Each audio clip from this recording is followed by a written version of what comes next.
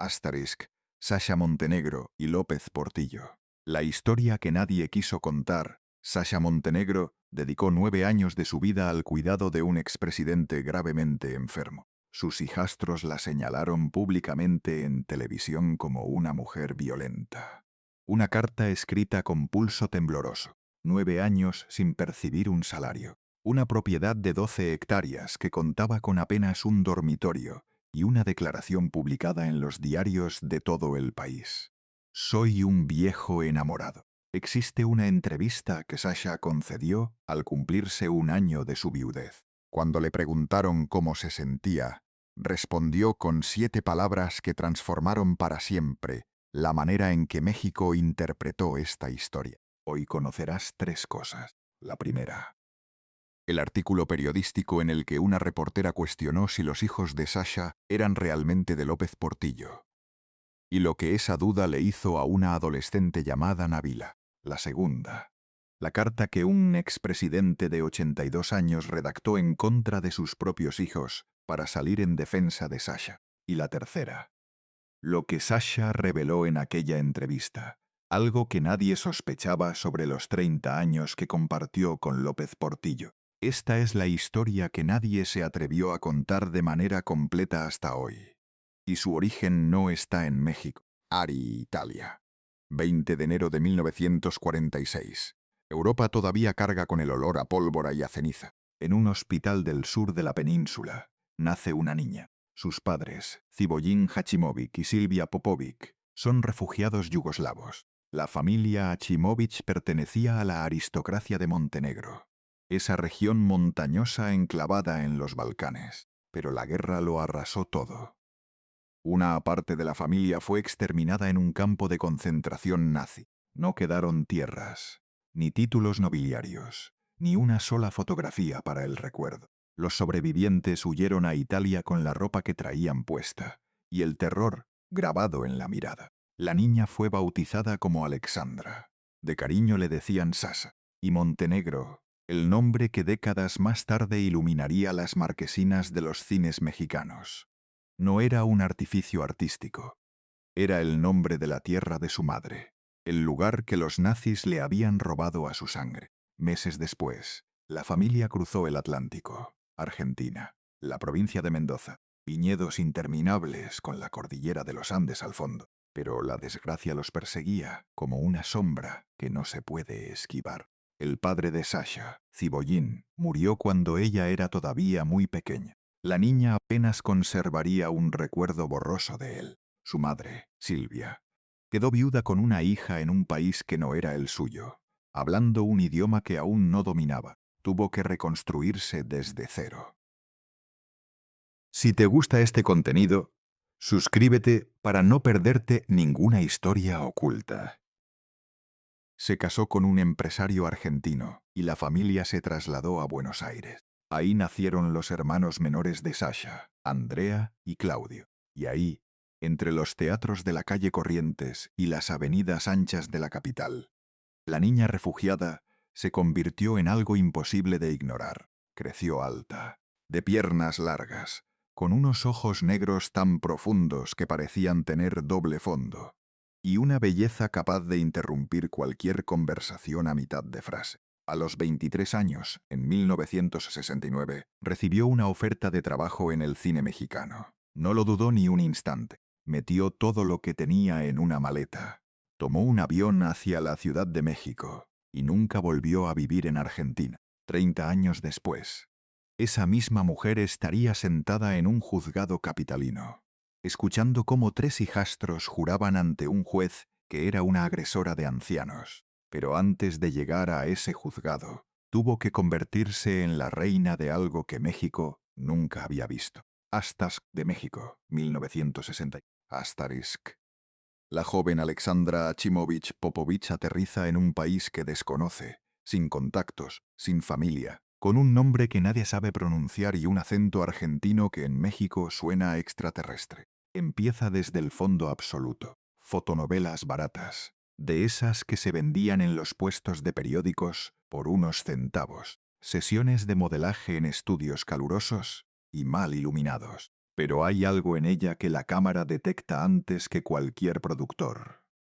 Una presencia animal, una manera de mirarla como si el lente le debiera algo. En 1972 llega su primer protagónico, un sueño de amor junto a un joven José José, que aún no era leyenda, pero ya tenía esa voz que partía el alma. Poco después, Sasha se corona como la reina absoluta del cine de ficheras, ese género de comedia sensual que escandalizaba a media México y llenaba las salas de la otra mitad.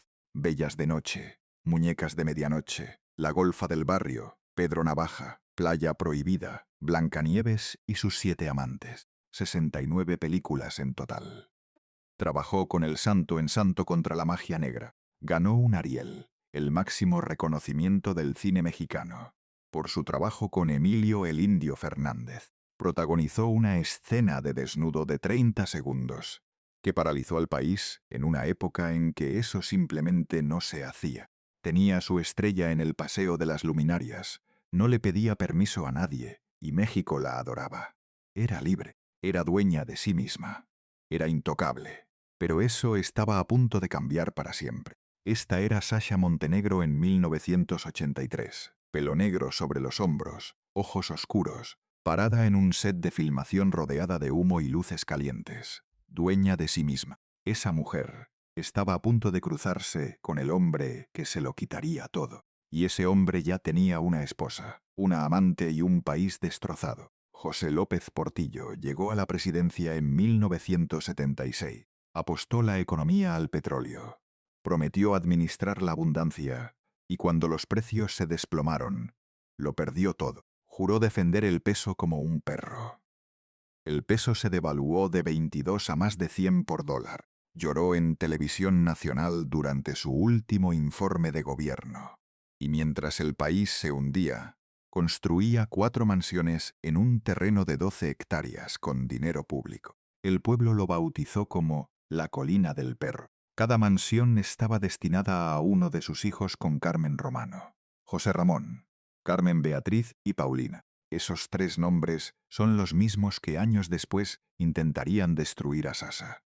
Era el hombre más odiado de México, y era el hombre del que Sasha se enamoró. López Portillo llevaba casado con Carmen Romano desde 1951, pero el matrimonio era una farsa. Carmen era pianista, extravagante, viajaba con su piano de cola en las giras internacionales y se desplazaba con 11 coches de escolta. Pero lo que importa para esta historia no es Carmen, sino la familia que creó. Sus hijos crecieron en Los Pinos, se casaron en bodas fastuosas. José Ramón fue subsecretario a los 26 años. El propio López Portillo lo llamó el orgullo de mi nepotismo. Esa familia estaba acostumbrada a que todo les perteneciera, a que nadie les dijera que no. Cuando llegó Sasha, lo que sintieron no fue dolor, fue indignación.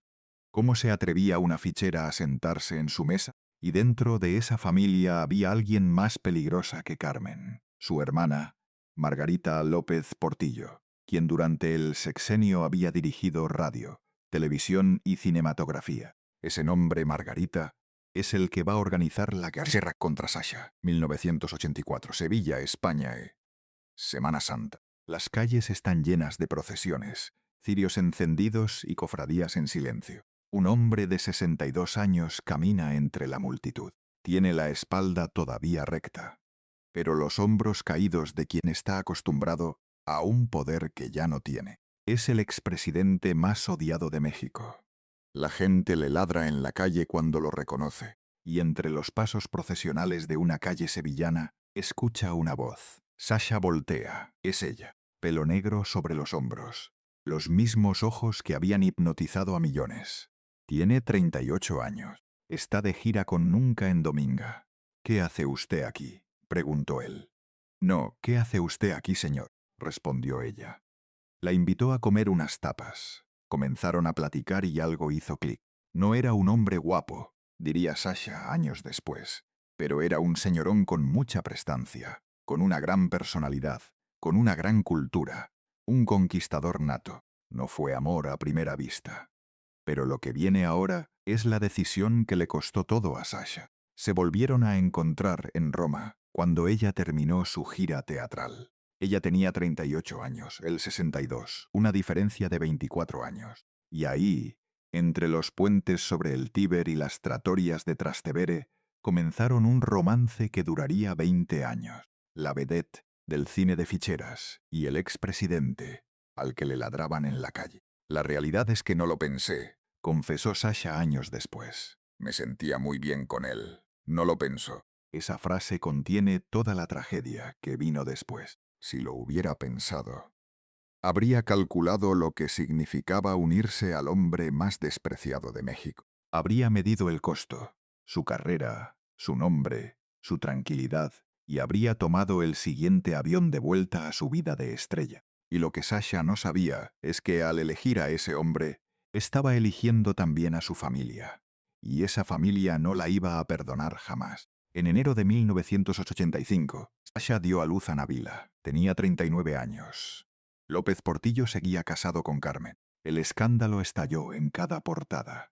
La prensa la destrozó. La fichera embarazada del expresidente. Titulaban. Pero lo que nadie comprendió entonces, y lo que pocos comprenden ahora, es que Sasha sabía exactamente lo que estaba haciendo. No era una joven ingenua deslumbrada por el poder. Tenía 39 años. Había construido una carrera desde cero. Había cruzado un océano sola a los 23. Había sobrevivido al machismo del cine mexicano sin bajar la mirada. Sabía quién era López Portillo. Sabía el daño que le había hecho a México. Sabía que la gente le ladraba en la calle y eligió quedarse. No por dinero, no por poder. El poder ya se lo habían quitado. El dinero estaba atrapado en mansiones que eran más escándalo que lujo. Sasha se quedó porque, según sus propias palabras, ese hombre la hacía sentir bien. Me sentía muy bien con él. Esa frase tan simple esconde la decisión más costosa de su vida. En 1987 nació Alexander. 2 hijos fuera del matrimonio. 2 hijos que compartirían apellido con los 3 del primer matrimonio. Pero nunca compartirían su mundo. Y con cada hijo, el punto de no retorno se alejaba un poco más. Ya no podía irse. Ya no eran solo ella y él. Eran 4 personas atadas al destino de un hombre, al que México no perdonaba. Y aquí es donde Sasha Montenegro tomó la decisión que le costó todo. Dejó el cine. 69 películas, salas llenas durante más de una década. Su estrella en el Paseo de las Luminarias, un fenómeno de taquilla, un ícono cultural. Lo dejó todo por él. A partir de 1982, prácticamente no volvió a filmar. Solo hizo 4 películas más en 1990 y después, silencio definitivo. La pantalla grande perdió a su estrella más magnética, y a cambio, ¿qué recibió Sasha? La prensa la llamaba la fichera del presidente. Los columnistas la retrataban como una cazafortunas. En las fiestas de la alta sociedad, las esposas de políticos la miraban de reojo y cuchicheaban a sus espaldas. En México, ser presidente era ser un rey, explicó Sasha. Pero un rey por 6 años, porque después lo decapitan. A mí me tocó cuando ya estaba decapitado. Y me tocaron los ladridos. Los ladridos. La gente ladrándole al hombre que amaba. Sasha al lado, Nabila en un brazo, Alexander en el otro, sin anillo de matrimonio, sin el título de primera dama, sin nada que la protegiera del juicio de un país entero. Sasha crió a sus 2 hijos durante 10 años en una especie de limbo social. No era la esposa legítima, porque López Portillo seguía casado con Carmen. No era la amante, porque vivían juntos y habían formado una familia con 2 hijos reconocidos. Era algo para lo que no existía un nombre respetable en la sociedad mexicana de los 80 y 90, y esa zona gris la dejaba vulnerable a todos los ataques. No tenía protección legal, no tenía respaldo social, no tenía a nadie más que a él, y él era el hombre al que todo México odiaba. Para Nabila y Alexander, crecer en esa situación fue un calvario silencioso. Eran hijos de un expresidente, pero hijos no reconocidos por la sociedad. Llevaban un apellido que en México era sinónimo de vergüenza y corrupción. En las escuelas, los niños repiten lo que escuchan en casa, y lo que se escuchaba sobre López Portillo no era nada bueno. Nabila y Alexander Crecieron sabiendo que su padre había destruido la economía de un país y que su madre era la fichera. Ningún niño debería cargar con eso.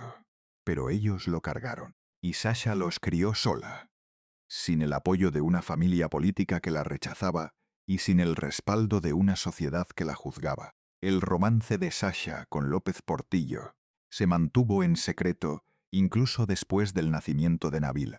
El expresidente tenía miedo del escándalo. Hubo una separación provocada por la presión, pero volvieron y poco después nació Alexander. La relación era un péndulo constante entre el amor y el temor a las consecuencias. Y cuando finalmente salió a la luz pública, la reacción fue exactamente la que Sasha temía. La prensa la atacó sin piedad, pero ella no se fue. No tomó a sus hijos y regresó al cine. Se quedó por él, o quizás por algo que ni ella misma podía explicar del todo. La verdad, no quería ni casarme ni tener hijos, confesó Sasha en una entrevista. Esa frase revela más de lo que parece. La mujer que no quería ataduras terminó siendo la más atada de todas, atada a un hombre que no podía casarse con ella, atada a 2 hijos que cargaban un apellido maldito, atada a una mansión que no era suya, atada a una imagen pública que no controlaba. La mujer más libre del cine mexicano se convirtió en la más prisionera de todas. Renunciar a una carrera que te adora, a un público que te aplaude, a una independencia que te define, para irte a vivir con el hombre más despreciado de tu país. Aguantar que te llamen fichera y cazafortunas todos los días mientras crías a 2 hijos que no entienden por qué la gente odia a su padre. Eso fue la vida de Sasha Montenegro durante una década. Y todavía no había visto nada, porque lo que le hicieron después ya no fue contra ella.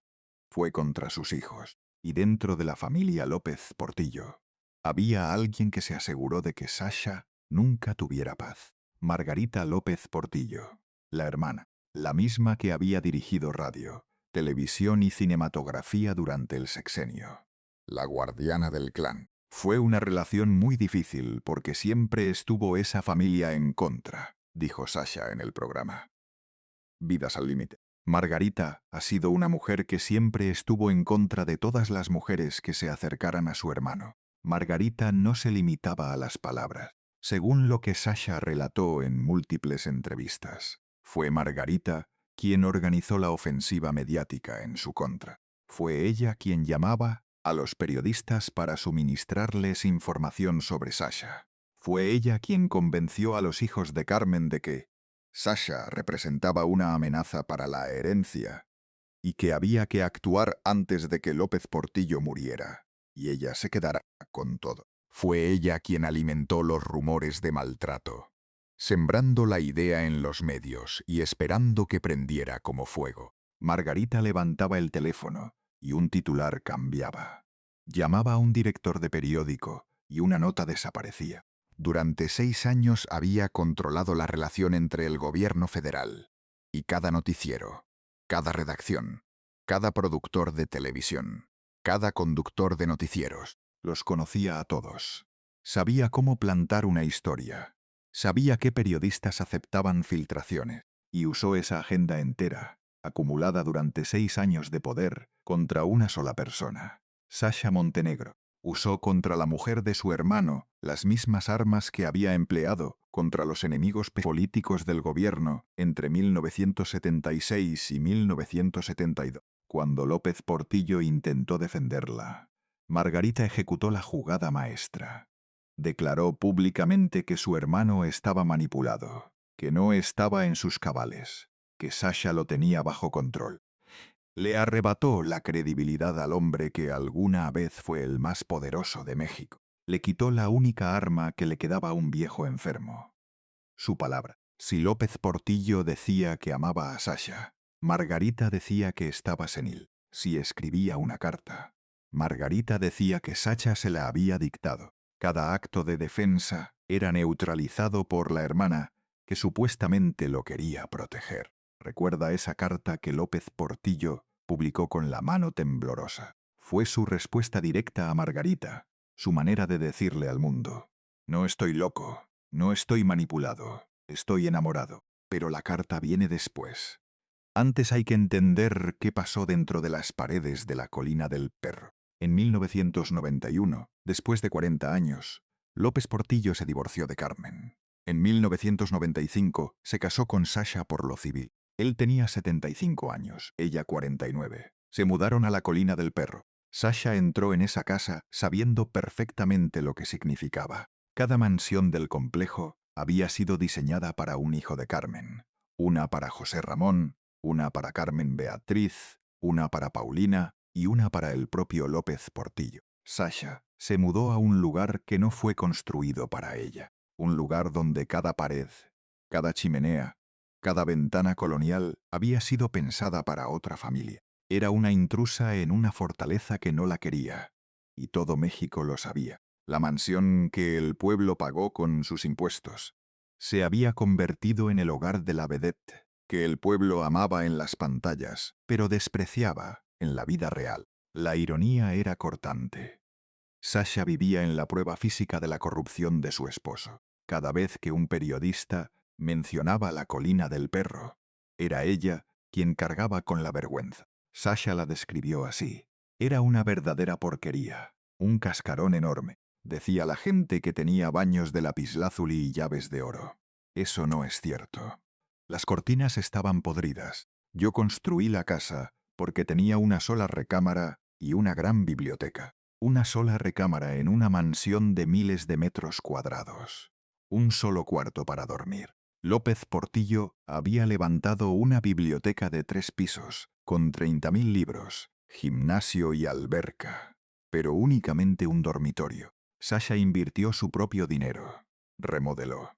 Construyó espacios habitables. Mientras la prensa la llamaba cazafortunas, ella gastaba sus ahorros en arreglar una casa que ni siquiera había elegido. Pero la felicidad en la colina duró exactamente lo que tardó en apagarse la última vela de la boda. Ese mismo año, 1995, López Portillo sufrió un infarto cerebral que lo dejó profundamente debilitado. El hombre fuerte, el de la voz de barítono que había hecho llorar a un país, comenzó a caminar arrastrando los pies, a olvidar nombres, a confundir fechas, a necesitar ayuda para las tareas más básicas. Y Sasha se convirtió en su enfermera sin título, sin sueldo, sin reconocimiento. La vedette más deseada de México pasaba sus días limpiando, cuidando y alimentando a un anciano que se apagaba en una mansión que ella misma había tenido que reconstruir, sola con él, sin ayuda de nadie, y con un detalle que revela el nivel de hostilidad al que llegó el entorno de López Portillo.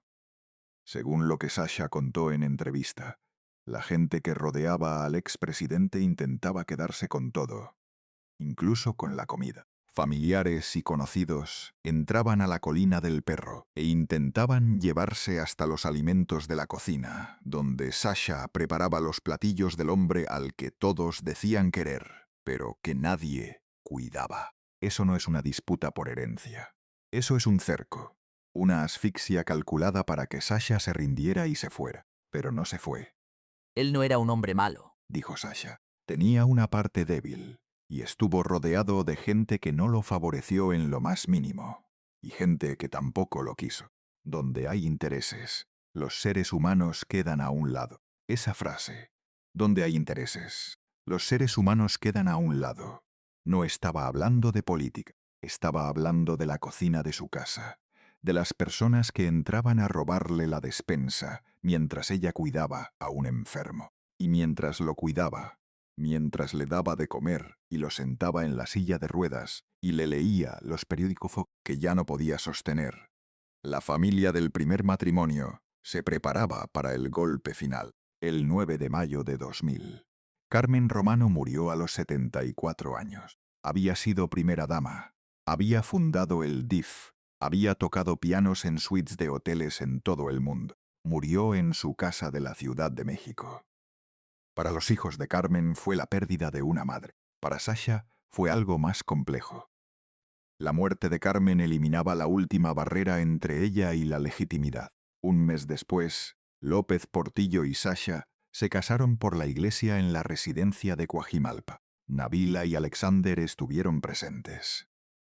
Sasha dijo que fue uno de los momentos más emotivos de su vida, pero la sociedad mexicana no lo vio así. Un mes después de que muere la primera esposa, ya se está casando por la iglesia, decían los comentaristas. ¿Qué clase de mujer hace eso? Nadie preguntó qué clase de hombre mantiene dos familias durante 15 años. Nadie cuestionó a López Portillo por haber sostenido la farsa durante décadas. La culpa, como siempre, fue de Sasha, la fichera que no respetó ni el luto. ¿Recuerdas la carta con la que empezamos? La que un expresidente escribió con la mano temblorosa. Todavía no hemos llegado a ella. Pero lo que viene ahora es lo que la provocó, lo que hizo que un viejo de 82 años se sentara frente a una hoja en blanco y eligiera a Sasha por encima de sus propios hijos. Entonces llegó la acusación que le partió la vida en dos: los hijos de Carmen Romano, José Ramón, Carmen Beatriz y Paulina. Acudieron a los medios con una denuncia que sacudió a todo México. Dijeron que Sasha golpeaba a su padre, que lo tenía aislado del mundo, que impedía que algún familiar lo visitara, que abusaba de un anciano enfermo para apoderarse de la Colina del Perro y de todas las propiedades. La maquinaria mediática se activó con una violencia que Sasha no había conocido ni en sus peores años de prensa amarillista. Las portadas de los periódicos se llenaron del escándalo durante semanas. Los noticieros abrían con el tema. Los programas de chismes dedicaban segmentos enteros a analizar cada detalle. Las cámaras de televisión se apostaron frente a la Colina del Perro, como si fuera una escena del crimen. Los reporteros gritaban preguntas desde la calle. En 2003, más de 15 programas de televisión cubrieron el caso en una sola semana. Todo México tomó partido, y la mayoría se puso en contra de Sasha, porque era más sencillo creer que la fichera era mala que aceptar que los hijos de la primera dama podían mentir para quedarse con una herencia. Los programas de opinión más vistos del país llenaron mesas de debate, con 5, 6, 7 panelistas por emisión, conductores que jamás habían pronunciado el nombre de Sasha Montenegro. Ahora opinaban sobre si era o no una golpeadora. Abogados de televisión analizaban el juicio como si fuera un partido de fútbol, y en cada programa la narrativa era la misma: la fichera contra la familia legítima. Nadie la llamaba por su nombre, nadie mencionaba su carrera, su Ariel, sus décadas de trabajo. Era la fichera, y la fichera estaba acusada de pegarle a un viejito. Lo que eso significó para Sasha no cabe en un titular. Llevaba 9 años cuidando a un hombre que ya no podía valerse por sí mismo. Había renunciado a su carrera, a su fama, a su independencia, a su juventud. Había reconstruido con su propio dinero la casa donde lo cuidaba. Le había preparado la comida mientras la parentela intentaba robar la despensa. Estaba sola en 12 hectáreas con un enfermo que se apagaba. Y de repente los hijos del primer matrimonio, los mismos que no se habían acercado a la colina para cuidar a su padre, la acusan en televisión nacional de ser una golpeadora de ancianos, la mujer que lo dejó todo por amor, convertida en monstruo por la familia de su esposo. Las mismas personas que no habían movido un dedo para cuidar a su padre durante 9 años, ahora aparecían ante las cámaras con lágrimas en sus ojos, diciendo que Sasha no lo atendía bien, y Nabila y Alexander eran adolescentes. Nabila tenía 17 años, Alexander 15. Cuando comenzaron las acusaciones más fuertes, veían a su madre en los periódicos, llamada golpeadora. Escuchaban en televisión que su padre estaba siendo maltratado por la mujer, que cada noche les preparaba la cena. Iban a la escuela sabiendo que sus compañeros habían visto las portadas. Esos dos niños, que ya cargaban con el peso de ser hijos ilegítimos de un expresidente odiado, ahora cargaban también con la acusación de que su madre era una criminal. Sasha respondió que era un complot, que los hijos de Carmen querían la herencia completa, que habían inventado las acusaciones para separarla de López Portillo y dejar a Nabila y Alexander sin nada. Donde hay intereses, repitió, los seres humanos quedan a un lado. Y aclaró algo que la prensa nunca quiso reportar: Lo hicieron porque querían recuperar la colina del perro, que José me había donado en vida. La colina no era una herencia, era una donación. López Portillo se la había entregado en vida, con escrituras y de manera legal. La familia no peleaba los derechos de un enfermo. Peleaba una propiedad que ya no era de ellos. La familia inició un juicio de divorcio contra Sasha. Cada día había una nota nueva en los periódicos. Cada semana una declaración de algún abogado. La guerra se libraba simultáneamente en los tribunales y en la televisión. En 1997, una periodista llamada Isabel Arvide llegó al extremo de cuestionar públicamente la paternidad de Nabila y Alexander. Le dijo a México que esos dos niños podrían no ser hijos de su padre. López Portillo demandó y ganó casi 5 millones de pesos por daño moral. Pero el daño a Sasha, a Nabila y a Alexander ya estaba hecho. Nabila era adolescente cuando leyó en el periódico que una periodista ponía en duda que fuera hija de su padre. Alexander lo leyó también. Eso es lo que le hicieron a la familia de Sasha. Y en medio de esa tormenta, López Portillo hizo algo insólito. Publicó la carta. A los 82 años, enfermo, con la mano temblorosa, la misma que alguna vez golpeó un podio presidencial frente a millones de personas, escribió una carta abierta y la publicó en los periódicos nacionales. Un expresidente defendiendo a su esposa contra sus propios hijos, en público, con nombre y firma. Este escándalo sucedió tal vez porque no me morí a tiempo. Ya tengo muchos años. Soy un viejo enamorado. El amor siguió rigiendo mi vida y seguir viviendo. La vida es muy complicada.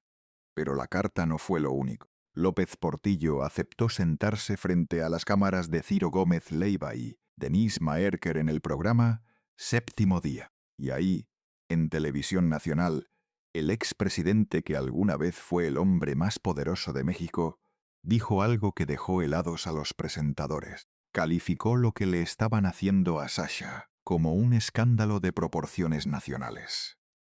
Proporciones nacionales. Un expresidente admitiendo que la guerra contra su propia esposa había alcanzado una dimensión que ya no podía controlar. Tal vez no me morí a tiempo, repitió frente a las cámaras. No se retractó. No pidió disculpas a sus hijos. No ofreció un punto medio. Eligió a Sasha. Con la voz quebrada y la mirada de un hombre que sabe que le queda poco tiempo, eligió a Sasha. Esa carta fue la última victoria de Sasha y la última derrota de Margarita. El hombre al que Margarita había llamado manipulado tomó una pluma y escribió las palabras más lúcidas y certeras que pronunció en toda su vida. No fueron sobre economía, ni sobre petróleo, ni sobre política. Fueron sobre el amor y sobre la mujer que se quedó a su lado cuando todos los demás se fueron. Sasha leyó esa carta en los periódicos. Después de años de insultos, de acusaciones, de juicios, de portadas donde la llamaban golpeadora. La mujer que había renunciado a toda su carrera por ese hombre leyó que él la defendía frente al mundo con las únicas armas que le quedaban. Unas palabras temblorosas sobre el amor. No sabemos si lloró al leerla. Nunca lo dijo. Pero después de esa carta, nadie volvió a cuestionar una sola cosa. Que López Portillo, con todas sus fallas, con toda su corrupción, con todo el daño que le hizo a México, amaba a Sasha Montenegro, y que ella fue la única persona que no lo abandonó cuando dejó de ser útil. La carta le compró a Sasha 10 meses de paz. Después vinieron las 7 palabras. El 17 de febrero de 2004, López Portillo ingresó al Hospital Ángeles del Pedregal. Había comenzado con una bronquitis que no cedía. El lunes al mediodía lo internaron. Su médico diagnosticó neumonía. Las complicaciones se acumularon con rapidez. Renales, respiratorias, diabetes descontrolada. El cuerpo de 83 años no aguantó. A las 20:15 horas su corazón se detuvo. Shock cardiogénico. El corazón deja de bombear sangre suficiente y el cuerpo se apaga. Y aquí viene el detalle más cruel de toda esta historia. López Portillo no murió junto a Sasha. Murió lejos de ella. La familia del primer matrimonio, la misma que había orquestado las acusaciones, la misma que había iniciado el juicio de divorcio, logró lo que llevaba años intentando: separar a Sasha de López Portillo antes del final. El hombre que escribió una carta pública defendiéndola. El que dijo en televisión nacional que era un viejo enamorado. Murió sin tener a su lado a la mujer que lo cuidó durante 9 años. La mujer que le construyó una casa con su propio dinero. La que lo alimentó. La que lo sentó en la silla de ruedas. La que defendió la despensa de los aprovechados. Esa mujer no estaba. Cuando él cerró los ojos, la familia lo consiguió. Al final, Margarita y los hijos de Carmen ganaron la última batalla. Le robaron a Sasha la despedida. El divorcio nunca se concretó. Sasha era su viuda legítima, pero viuda legítima de un hombre que murió sin ella, a su lado. En el funeral, las dos familias coexistieron sin cruzarse una sola palabra. Los hijos de Carmen por un lado, Sasha con Nabila y Alexander por el otro. Dos mundos que compartían un muerto, pero no un solo sentimiento en común. Las cámaras captaron a Sasha en el velatorio. El pelo recogido, el rostro serio, los ojos secos pero hundidos, vestida de negro de la cabeza a los pies. La vedette que alguna vez paralizó a México con un desnudo de 30 segundos, era ahora una viuda de 58 años rodeada de abogados y enemigos. No hubo abrazos entre las dos familias, no hubo palabras de consuelo, solo silencio, cámaras y la certeza de que la guerra estaba a punto de empeorar. Lamento informarles que a las 8:15 de la noche, mi padre se fue en paz con su conciencia, dijo Carmen Beatriz ante la prensa. No mencionó a Sasha, no la nombró, como si no existiera, como si los últimos 9 años de cuidados, de enfermería, de amor en una mansión con cortinas podridas, no hubieran ocurrido. La paz duró lo que tardó en abrirse el testamento. Lo que siguió fue una guerra legal que se extendió durante años y llenó páginas de periódicos. 3 hijos de Carmen contra 2 hijos de Sasha. 5 hermanos que compartían apellido, pero nada más. José Ramón, el orgullo del nepotismo, que había sido subsecretario a los 26 años. Carmen Beatriz, la cara pública del primer bando ante los medios. La que hablaba con los periodistas y jamás mencionaba a Sasha por su nombre. Paulina, la menor, la que había intentado una carrera musical que no prosperó. Del otro lado, Nabila, una joven de 19 años que acababa de perder a su padre y que se había criado sabiendo que la mitad de la familia la consideraba una intrusa. Y Alexander, de 17, que de un día para otro tuvo que dejar de ser adolescente. La colina del Perro se partió en dos, 12 hectáreas divididas como un país después de una guerra civil. Una mitad para los hijos de Carmen, otra para Nabila y Alexander. Las mansiones habían sido pensadas para José Ramón, Carmen Beatriz y Paulina. Ahora tenían que compartirse con los 2 hijos que llegaron después, los que no estaban en el plan original. Eso es lo que la primera familia nunca aceptó, que su herencia se repartiera con los hijos de la fichera. Las negociaciones duraron años. Cada metro cuadrado se peleó, cada objeto se contabilizó. Los abogados cobraron fortunas que los hijos no tenían.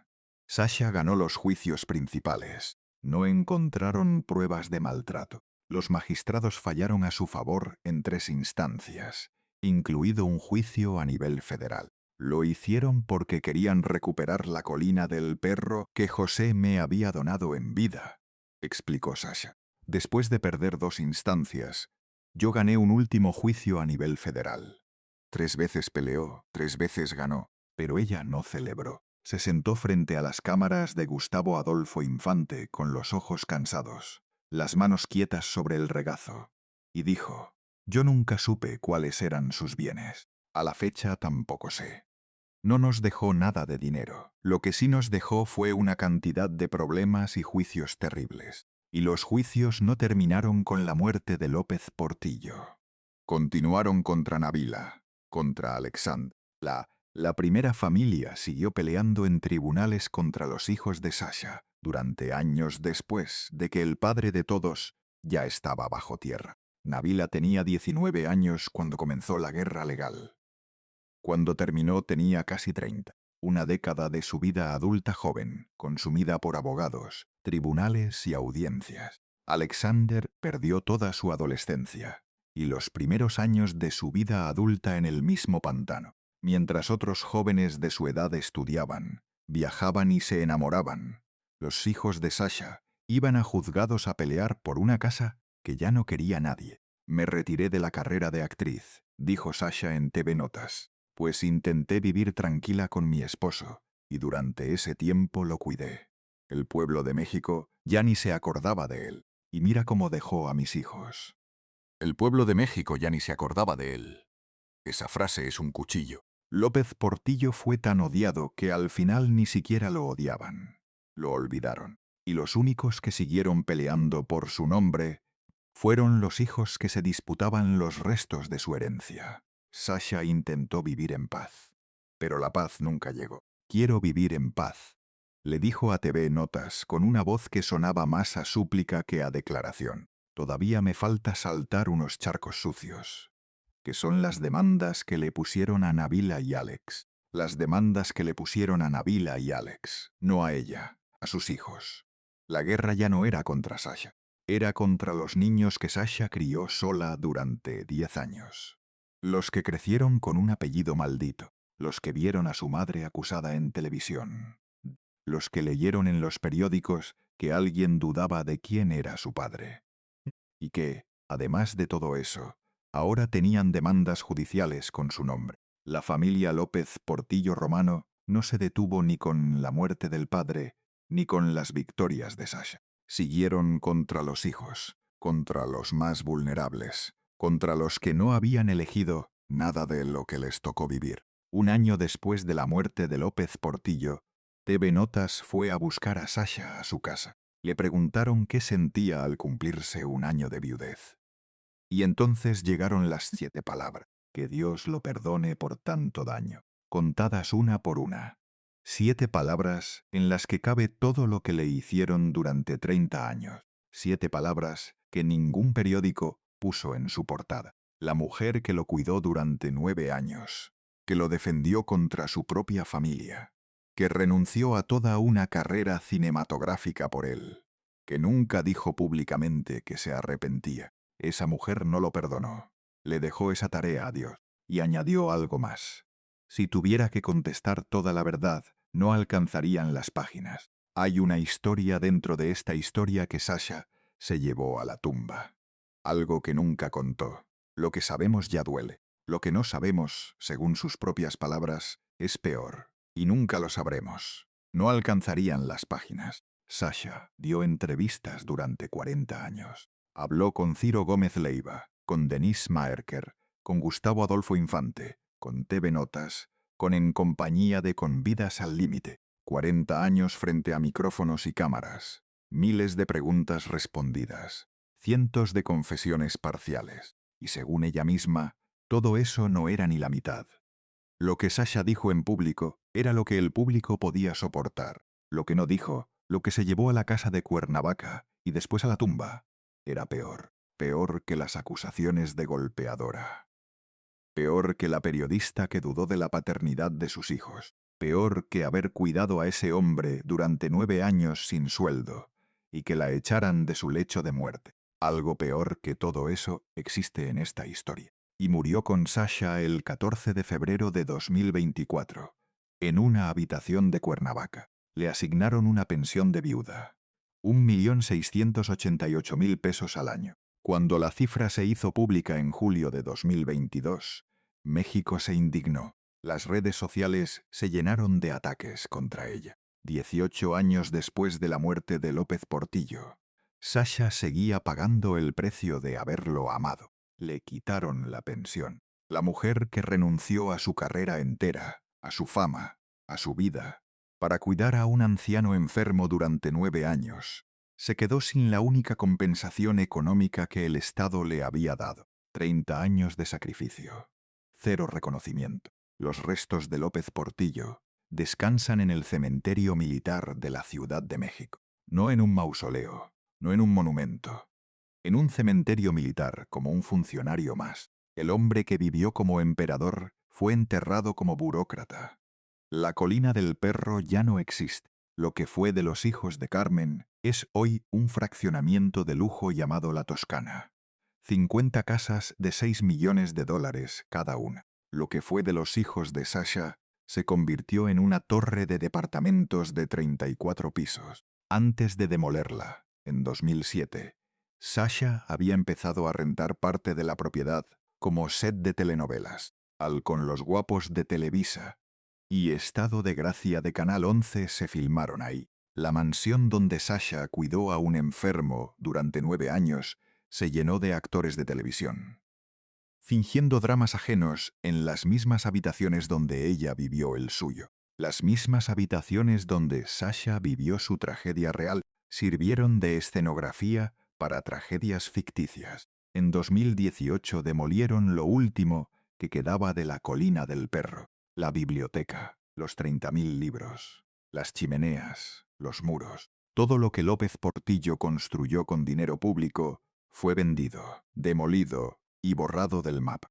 De aquellas 12 hectáreas que un día fueron el símbolo de la corrupción presidencial, hoy no queda ni una sola piedra original. La sombra más oscura cayó sobre Alexandre. En 2014, 10 años después de la muerte de su padre, fue detenido en Guaymas, Sonora, a medianoche, por conducir en estado de ebriedad.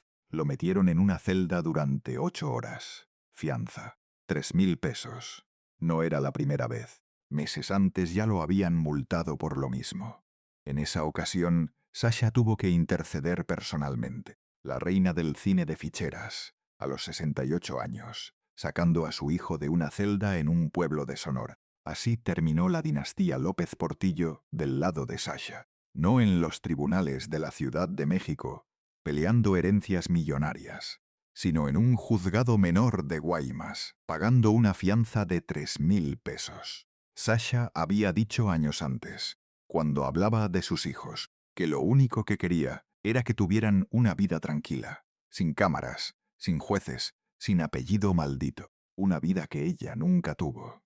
Pero el apellido López Portillo no deja de ser lo que es. Alexander lo aprendió en una celda de Guaymas. Nabila lo aprendió cuando leyó en un periódico que alguien dudaba de quién era su padre. Los dos pasaron la adolescencia pidiéndole a la vida que los olvidara, y la vida no los olvidó. Ese apellido arrastra una economía rota, una década de juicios, una madre convertida en monstruo de tabloide, un padre al que le ladraban en la calle. Los hijos de Sasha no eligieron nada de eso, lo heredaron y les tocó cargarlo. Por eso, cuando Alexander salió de esa celda a las 8 horas con una fianza de 3.000 pesos, Sasha no lo regañó, lo recogió en silencio. Porque ella sabía exactamente lo que pesa ese apellido. Llevaba 30 años cargándolo también, y los hijos de Carmen. José Ramón López Portillo Romano. El orgullo del nepotismo, el que fue subsecretario a los 26 años.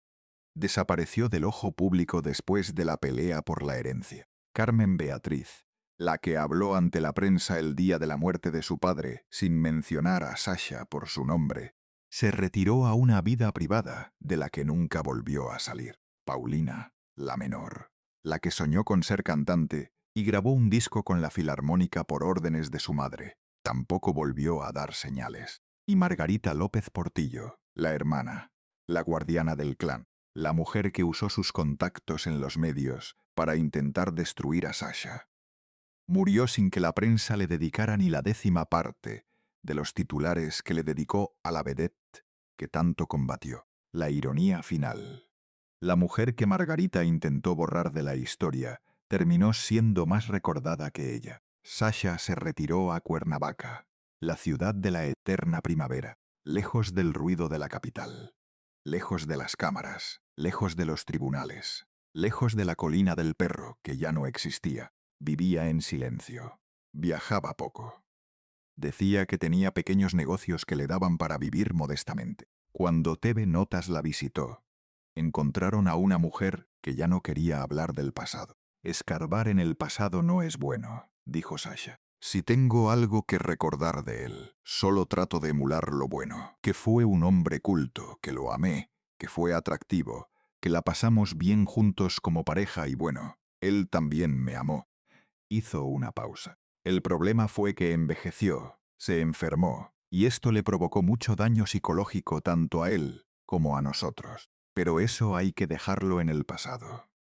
Todos tenemos que disfrutar la vida y el presente. Ya no era la Sasha de las marquesinas, ni la de las portadas de escándalo. Era una mujer mayor que paseaba por las calles de Cuernavaca sin que casi nadie la reconociera. De vez en cuando alguien la miraba 2 veces, intentando ubicar dónde había visto esa cara.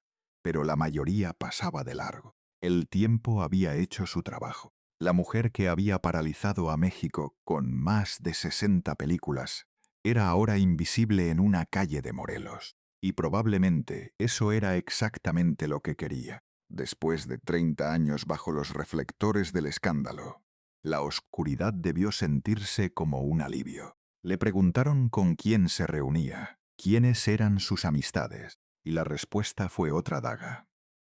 Me he quedado con el círculo de amistades que he tenido toda mi vida. Lo que vino después no sirvió para nada. Y estaba consciente de ello. Parentela cercana, lejana, amigos de mi marido. Toda esa gente que estuvo alrededor fue una verdadera sarta de aprovechados. Una sarta de aprovechados. Eso fue lo que quedó de la corte del expresidente. Ni un solo amigo real, ni un solo familiar que no tuviera un interés detrás. Solo Sasha. Y ni siquiera la dejaron estar a su lado cuando él murió. Nabila López Portillo Montenegro encontró refugio en el arte. Se dedicó a las artes plásticas con verdadera vocación, exhibiendo sus obras en galerías nacionales. Heredó la sensibilidad de su madre, pero canalizó toda esa fuerza hacia los pinceles en lugar de las cámaras. Alexander, más práctico, administraba los negocios familiares con un perfil tan bajo que era invisible para la prensa. Los 2 hijos de Sasha hicieron exactamente lo contrario que sus padres. Desaparecieron, se negaron a ser personajes públicos, se negaron a dar entrevistas. Se negaron a alimentar la máquina del escándalo que había devorado a su familia durante décadas. El silencio fue su forma de sobrevivir. La última aparición de Sasha en televisión fue en el programa Hoy de Televisa en 2018. Tenía 72 años. Estaba adelgazada, con el pelo más claro, la voz más suave que en sus épocas de estrella. Habló poco, sonrió menos. Se la veía cansada. No del cuerpo, del alma. Después de esa aparición, silencio total. 6 años de silencio. En esos 6 años pasaron muchas cosas en México. Una pandemia, 2 elecciones presidenciales, el desmantelamiento de la casa que le quedaba en la ciudad, el escándalo de la pensión de viuda en 2022, con su nombre otra vez en todos los noticieros, sin que ella pronunciara una sola palabra en defensa propia. Sasha no respondió, no dio entrevistas, no mandó comunicados. Ya había dicho todo lo que iba a decir en 40 años de carrera. El resto era silencio. Sus vecinos en Cuernavaca contaron después que la veían poco, que salía al jardín a veces, que se había vuelto delgada, que había dejado de teñirse el pelo, que cuando alguien le preguntaba cómo estaba, contestaba siempre lo mismo. Tranquila, 2 palabras. Como si después de las 7 palabras de 2005, a Sasha ya no le quedaran más, hasta que el 14 de febrero de 2024, todo terminó. Un cáncer de pulmón agresivo que le habían diagnosticado poco tiempo antes, demasiado tarde para hacer algo, le provocó un derrame cerebral en su casa de Cuernavaca. Nabila y Alexander estaban con ella. No murió en un hospital, murió en su casa, en silencio, como había vivido sus últimos 6 años. Alexandra Achimovic Popovic, la niña nacida en un hospital de Bari, entre los escombros de la Segunda Guerra Mundial, la hija de aristócratas yugoslavos que lo perdieron todo en un campo de concentración nazi, la joven argentina que cruzó un océano con una maleta y un nombre impronunciable, la vedette que reinó en el cine mexicano durante más de una década, sin pedirle permiso a nadie, la mujer que lo dejó todo por un hombre al que la gente le ladraba en la calle, y que pasó 30 años pagando el precio de esa decisión. Murió a los 78 años, el día de los enamorados. 20 años y 3 días después de la muerte de López Portillo. Febrero se llevó a los dos, como si el mes que los separó fuera el mismo que los reuniera. Fue Nabila quien confirmó la noticia a los medios. La Asociación Nacional de Intérpretes publicó un comunicado donde la reconocía como actriz y vedette que perteneció a la época del cine de ficheras mexicano. Se le recuerda, decían, por Bellas de Noche, Pedro Navaja y Playa Prohibida. Ni una palabra sobre los 30 años que pasó cuidando a un expresidente. Ni una palabra sobre los juicios que enfrentó. Ni una palabra sobre la carta que su esposo escribió para defenderla. Solo cine de ficheras, como si eso fuera todo. Y México, el país que la adoró en los 70 y la juzgó en los 90, la despidió con notas periodísticas que volvieron a contar la misma historia de siempre. La fichera y el presidente. Los mismos titulares, las mismas fotos, el mismo ángulo de siempre. Como si 69 películas pudieran reducirse a una sola etiqueta. Como si un premio Ariel. 2 hijos criados en el ojo del huracán y 30 años de resistencia no contaran para nada, pero sí cuentan. Y este relato es la prueba. Sasha Montenegro lo dejó todo por un hombre. Su carrera, su fama, su independencia, su nombre, su juventud, su dinero, su paz. A cambio recibió 10 años de estigma. Una cuñada que sembró la historia de que era golpeadora. 3 hijastros que la acusaron en televisión sin haber cuidado a su padre un solo día. Una periodista que cuestionó la paternidad de sus hijos. Un juicio de divorcio que no pidió. Una herencia que no vio. Una pensión que le quitaron. Demandas contra sus hijos durante una década. Y una muerte en silencio el día al día de los enamorados. La única persona que la defendió fue un viejo de 82 años con la mano temblorosa. Un viejo al que ni siquiera la dejaron morir a su lado. Pero hay algo que Sasha dijo en una de sus últimas entrevistas que tal vez sea lo más importante de toda esta historia. Cuando Gustavo Adolfo Infante le preguntó por López Portillo, ella no habló de mansiones, ni de herencias, ni de juicios, ni de Margarita, ni de los hijos de Carmen. No habló de nada de lo que acabas de escuchar. Dijo que fue un hombre culto, que lo amó, que fue atractivo, que la pasaron bien juntos como pareja, y que él también la amó. Eso fue todo. Después de 30 años de destrucción, de ataques, de tribunales, de haber perdido su carrera y su nombre y su dinero, y hasta la despedida de su marido, Sasha Montenegro siempre eligió, y siempre pagó el precio en silencio. Y luego añadió la frase que lo cierra todo. El problema fue que envejeció, se enfermó, y esto le provocó mucho daño psicológico tanto a él como a nosotros. El problema no fue el amor. El problema fue lo que pasó cuando el amor ya no alcanzó para protegerlos. Pero esa es otra historia.